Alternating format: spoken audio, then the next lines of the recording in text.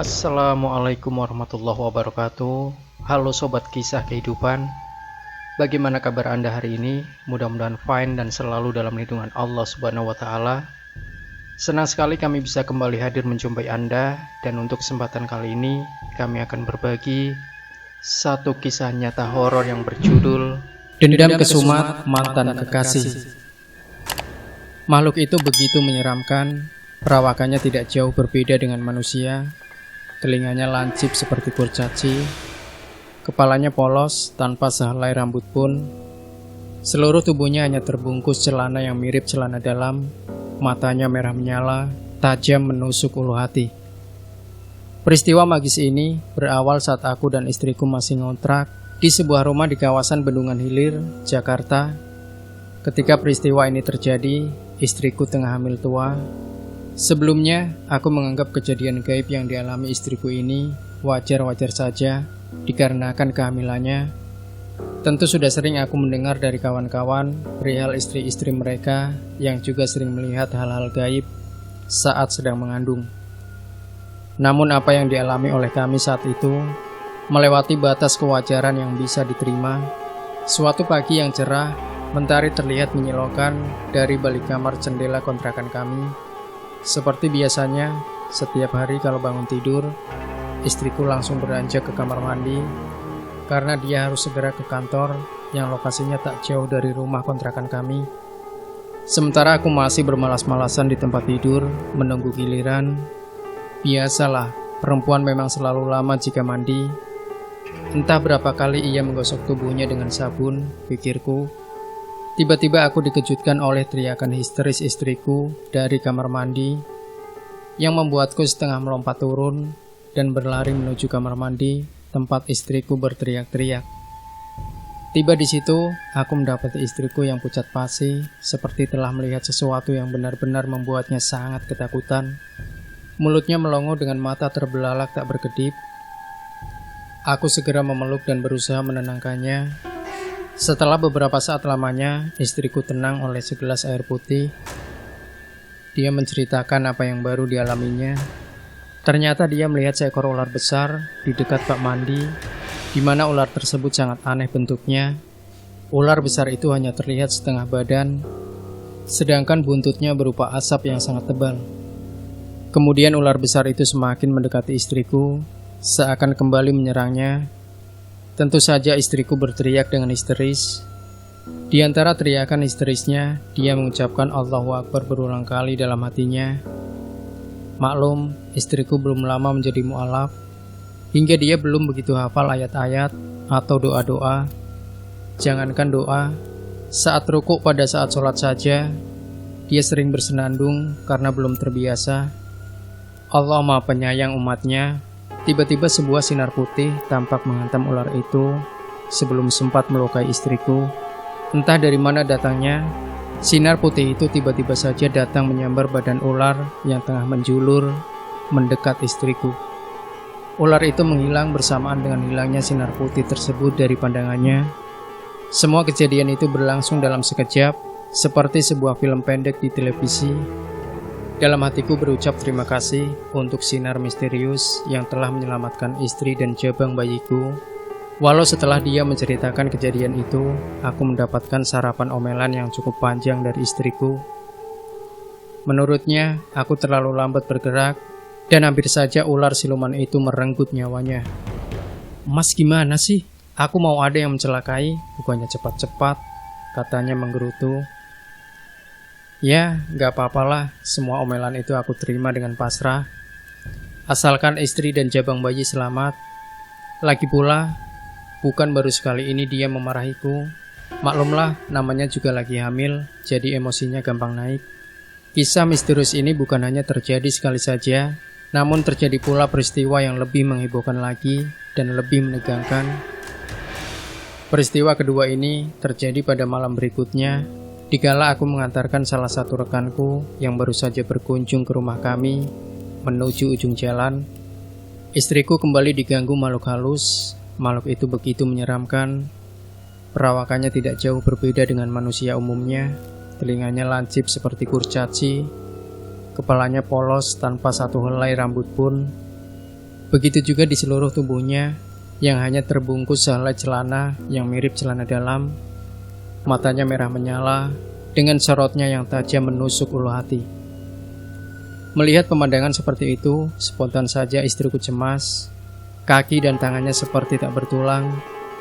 Ia tak sanggup menggerakkan badannya, tapi matanya mampu melihat dengan seksama wujud apa yang ada di hadapannya. Untung saja ia tidak pingsan, dan dia teringat pesanku, kalau melihat hal-hal aneh yang berbau mistis, segera istighfar dan memohon perlindungan dari Allah Subhanahu wa Ta'ala. Sinar putih misterius itu kembali muncul, sama seperti sebelumnya, saat istriku hampir dicelakai oleh ular siluman di kamar mandi. Uniknya, sinar putih misterius ini membentuk wujud menjadi jin muslim yang dahulu pernah mendampingi salah satu leluhurku yang sampai sekarang masih sering aku kirimi doa. Jin muslim itu dikenal dengan nama Guru Sakti yang berasal dari Baghdad. Beliau telah berusia ribuan tahun, di mana aku sendiri kurang begitu tahu berapa usia tepatnya. Yang aku tahu pasti kalau jin tersebut adalah peliharaan salah satu leluhurku yang kemudian terus menjaga keluarga kami secara turun-temurun. Assalamualaikum. Sapa jin tersebut tetap dengan keramahan dan wibawanya. Waalaikumsalam. Jawab istriku masih dengan gemetaran menatap makhluk aneh itu. Kemudian tanpa basa-basi, Guru Sakti segera menyerang makhluk yang hendak mencelakai istriku itu. Cukup dengan satu hantaman, makhluk menyeramkan itu raib dari pandangan. Sama seperti ular siluman sebelumnya, istriku hanya mampu memandang takjub fenomena gaib di hadapannya tanpa mampu berkedip. Setelah itu, Guru Sakti berpamitan pada istriku sebelum ikut menghilang begitu saja seperti makhluk menyeramkan itu. Tak lama kemudian aku pun kembali dan mengantarkan rekanku itu, dan tentu saja para pembaca setia misteri dapat menebak kejadian selanjutnya yang menimpaku. Bukan aku melihat siluman yang menyeramkan, melainkan muka seram itu adalah istriku yang langsung membombardirku seperti senapan mesin yang tak habis-habisnya. Begitulah nasibku yang selalu saja terlambat dan menjadi umpan kemarahan istri. Dia memarahiku karena menurutnya aku lebih memperhatikan temanku daripada dirinya yang hampir saja celaka. Akhirnya, dengan masih ngomel, dia kelelahan dan tertidur.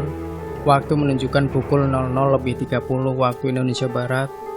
Segera aku melaksanakan sholat hajat 2 rakaat guna meminta petunjuk dari Allah Subhanahu wa Ta'ala apa yang sebenarnya terjadi pada istriku. Adalah suatu keanehan jika 2 hari berturut-turut istriku hampir dicelakai oleh makhluk aneh. Aku curiga kalau makhluk-makhluk ini merupakan kiriman dari seseorang yang mungkin tidak menyukai kami. Setelah sholat, aku pun mengamalkan doa-doa khusus dengan harapan semoga aku diberi petunjuk oleh Yang Maha Kuasa yang tiada lain Allah Subhanahu wa Ta'ala. Dikarenakan kantuk yang mendalam, aku tertidur tanpa aku sadari. Alhamdulillah, saat tertidur itu, aku mendapatkan petunjuk mengenai peristiwa yang menimpa istriku. Di dalam mimpiku, aku ditemui kakekku yang berada di kampung. Beliau datang dengan mengenakan jubah dan sorban putih, serta didampingi oleh seseorang yang tidak begitu jelas. Dalam mimpi itu, kakekku berucap bahwa ada seseorang yang sakit hati karena istriku dahulu memilih menikah denganku dan bukan dengan dirinya. Sedangkan dia sangat mencintai istriku. Seperti pepatah orang tua dahulu, yaitu batas kebencian dan cinta sangatlah tipis, setipis kulit ari. Jadi itulah yang terjadi. Rasa cinta yang mendalam menjadi sebuah dendam. Namun karena kekuatan doa-doa yang biasa aku amalkan, orang yang bermaksud mencelakai aku tidak mampu mendekatiku, dan akhirnya dia marah dan menyerang istriku. Mendengar hal tersebut, aku menjadi sangat geram. Menurutku lelaki itu sangat pengecut karena tidak berani berhadapan langsung dengan aku, malah melalui alam gaib. Awalnya aku hendak membalas semua perbuatannya, namun kakekku mengingatkan aku untuk lebih mendekatkan diri saja kepada Allah Subhanahu wa Ta'ala, karena mantan kekasih istriku akan kembali mencelakai kami dengan serangan lainnya yang lebih kuat. Sekarang dia telah bersekutu dengan iblis yang membantunya mencelakai kami. Sebelum berpamitan, kakekku berpesan agar aku jangan sampai meninggalkan satu sholat pun.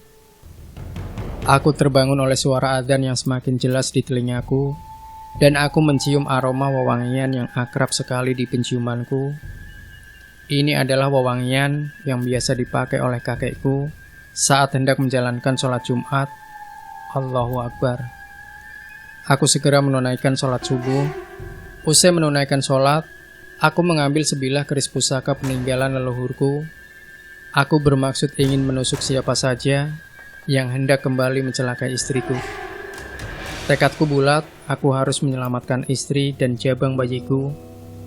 Apapun yang akan mencelakai keluargaku, aku tak akan gentar menghadapinya. Namun setelah beberapa lama kutunggu, tidak ada satupun makhluk yang muncul mendekati. Hari ini aku pulang dari kantor lebih cepat dari istriku yang sering lembur, karena bosnya orang asing, sungguh tidak memperdulikan apakah karyawannya hamil atau tidak. Tetap saja diharuskan kerja lembur. Terkadang aku kasihan juga dengan istriku. Saat aku menutup pintu, tiba-tiba dadaku berdegup kencang sekali, dan timbul rasa gelisah yang tiba-tiba menyelimuti hatiku.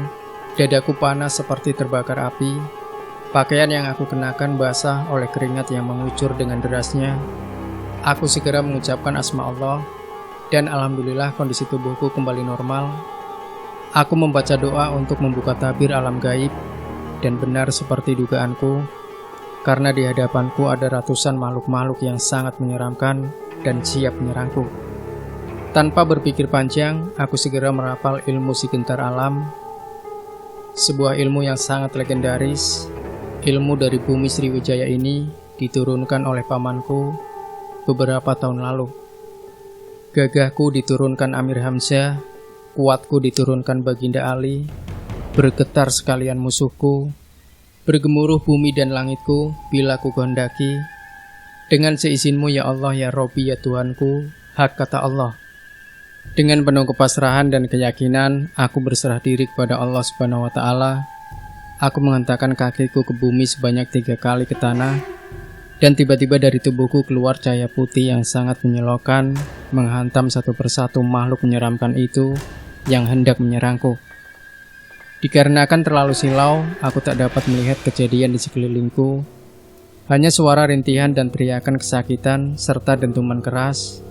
Setelah semuanya mereda, pandanganku kembali ke alam nyata. Kemudian aku ucapkan puji syukur atas pertolongan Allah Subhanahu wa Ta'ala, karena berkat izinnya lah aku dapat mengalahkan makhluk-makhluk menyeramkan itu.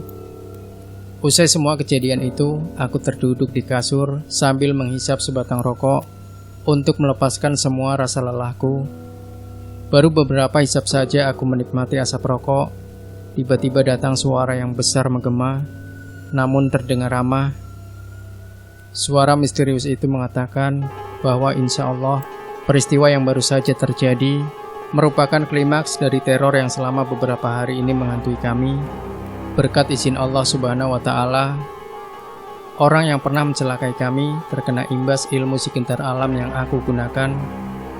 Suara misterius itu berpesan agar aku lebih mendekatkan diri kepada Allah Subhanahu wa Ta'ala, serta membimbing istriku agar menjadi orang yang solehah. Aku sengaja merahasiakan kejadian hari ini kepada istriku, karena dia sudah cukup terkejut oleh kejadian-kejadian di hari sebelumnya. Aku tidak ingin jabang bayiku terganggu di antara teror-teror misterius ini. Harapanku, semoga kisah mistis yang aku alami pada pertengahan Februari 2004 ini dapat diambil hikmahnya, bahwa dendam itu bagaimanapun hanya akan mencelakakan diri sendiri. Belajar berpasrah dan tawakal kepada Allah Subhanahu wa Ta'ala akan lebih baik daripada menyimpan dendam dan bersekutu dengan iblis. Demikian sobat kisah kehidupan. Jangan lupa berikan komentar, like dan share video ini, subscribe channel kisah kehidupan, dan kembali nantikan kisah-kisah nyata misteri terbaru dari kami. Sampai jumpa. Wassalamualaikum warahmatullahi wabarakatuh.